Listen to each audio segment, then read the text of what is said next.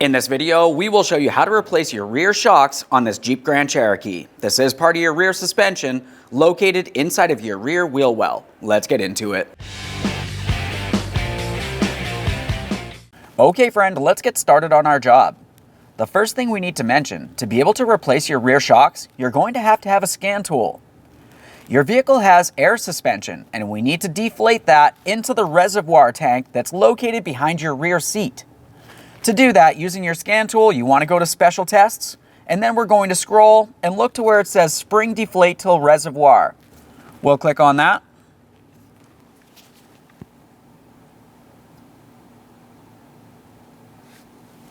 This is telling us that it's going to deflate it to the reservoir, which is exactly what we want. We're going to continue.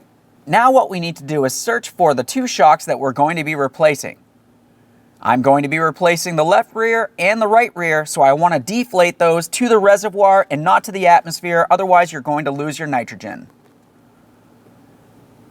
So we'll do this one first. Short time deflate.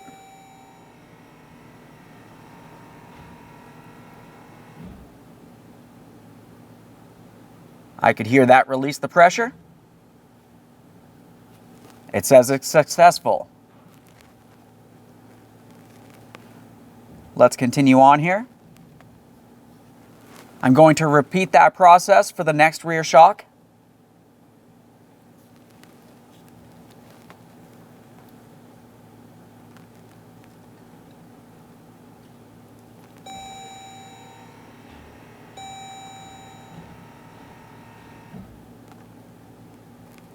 Continuing from here, we're going to disable the level control.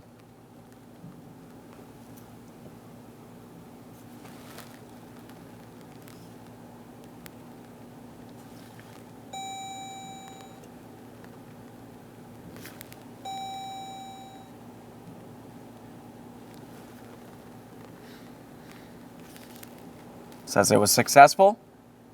At this point, let's pause with the scanner, we'll turn off the ignition, and start raising and supporting the rear of the vehicle. Now that we've deflated the rear suspension with our scan tool and safely raised and supported, let's start removing our rear wheels. To remove the rear wheels, remove each of your 22mm lug nuts and remove the wheel.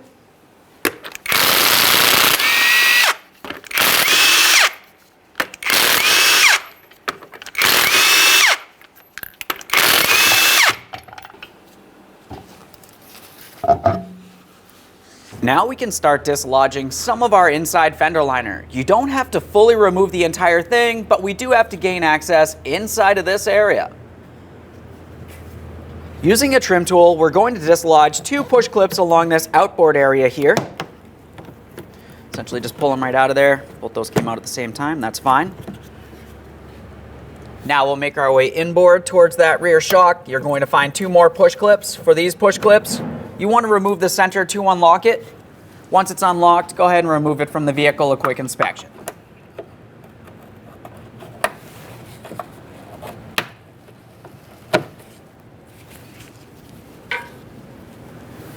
At this point, you should be able to flex this enough that you can see up inside this area.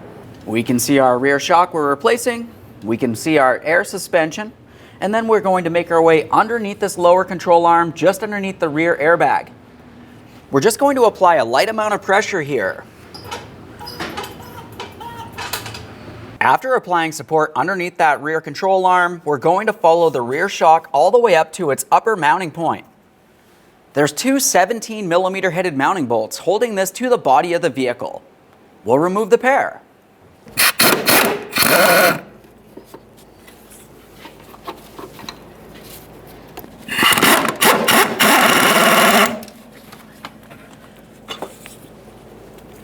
With the upper hardware out of there, let's move down to the bottom of the shock where it connects to the lower control arm. You're going to find that you have a 21mm headed bolt that makes its way through from the rear, through the shock, through the control arm, the other aspect of the shock, and there's a 24mm nut. We'll remove this.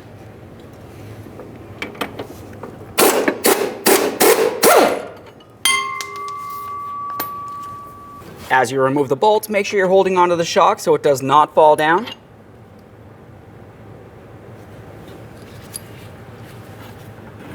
Now we can carefully start pivoting this shock. And there it is, friend. Before you set that aside for recycling, just have a quick peek along the top of the shock. You should find that you have this upper mounting plate. It rests directly on there. Go ahead and remove that from the shock. Give it a close inspection. Make sure it's not rotted and weak. A little bit of rust is okay, but if it looks like it's rotted, you want to replace it. Now we can install our brand new rear shock. When we go to put this in place, let's make sure we have that plate that we just removed from the original shock along the top of the brand new one. Let's start getting this into the area. Bring it down there, swing it over. Continuing from here, we're going to start in the lower mounting bolt.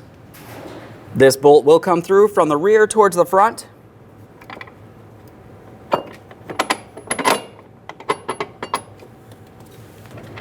We'll start on that mounting nut. We are going to leave this loose. Do not tighten it yet. Make your way up to the top mounting area. Now, when you make your way up to this area, if you find that there's too much of a gap in between the shock and the body of the vehicle, safely start raising that control arm, but be aware of all of your jacking points and make sure you do not shift the vehicle. We'll start in both of those mounting bolts. Once they're both started, you can snug them up.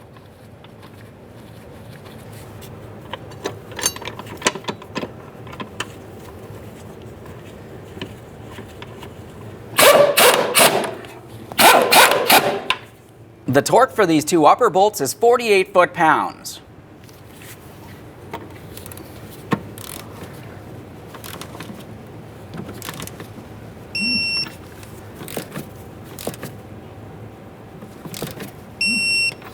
We'll make our way down to the lower mounting hardware.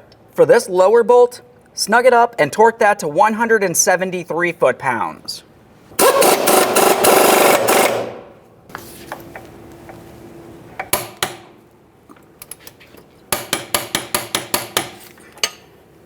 Release pressure from under your rear control arm.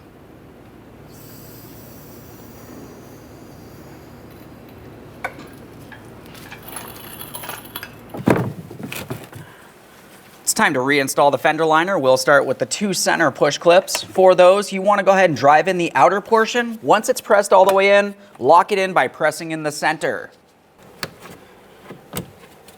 Just double check, make sure that's secured. We'll make our way to the outboard side here. We're going to align our push tabs with their corresponding ports into the bumper cover. Press those right in. One last quick inspection in this area, and we can reinstall our wheel.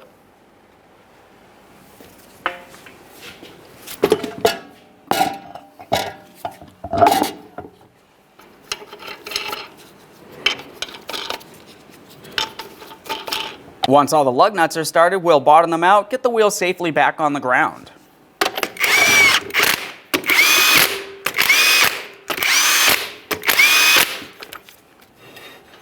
With the wheel safely on the ground, holding it still, we can torque each of the lug nuts to 130 foot-pounds in a crisscross manner.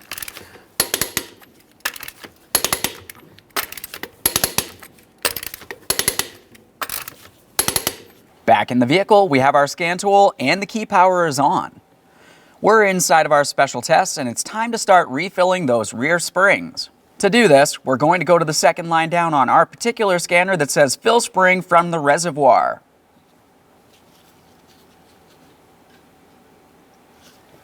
You sure you want to do this? Yes, we are. Which spring do we want to do? We did both of the rear shocks, so let's start with the left rear air spring. Let's go with the complete fill.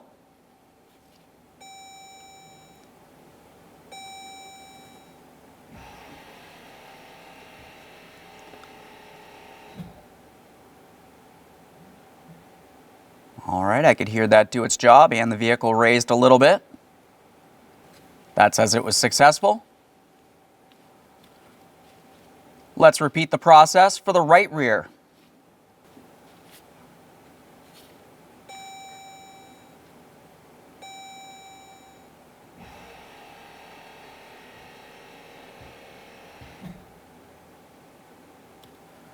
We'll just continue out of this. At this point, you want to make your way out from in the scan tool, and then we want to test the functionality of the air suspension. Let's start the vehicle and test our air suspension.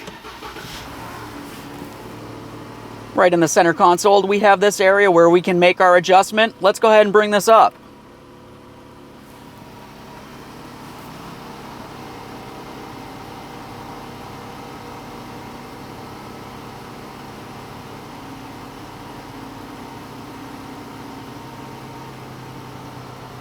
Okay friend, as you can tell, the rear air suspension is functioning properly, and we're sure we're good to go on that. If you do happen to have a check engine light for some sort, it probably has to do with the air suspension, and you want to make sure you clear that code. After that, go ahead and take your vehicle for a road test, and it's a good idea to get yourself a four-wheel alignment. Thanks for watching. When only the best will do, demand TRQ. The only company that lets you view before you do. TRQ is committed to offering the highest quality aftermarket auto parts that are engineered for peace of mind. Thanks for using and viewing with TRQ.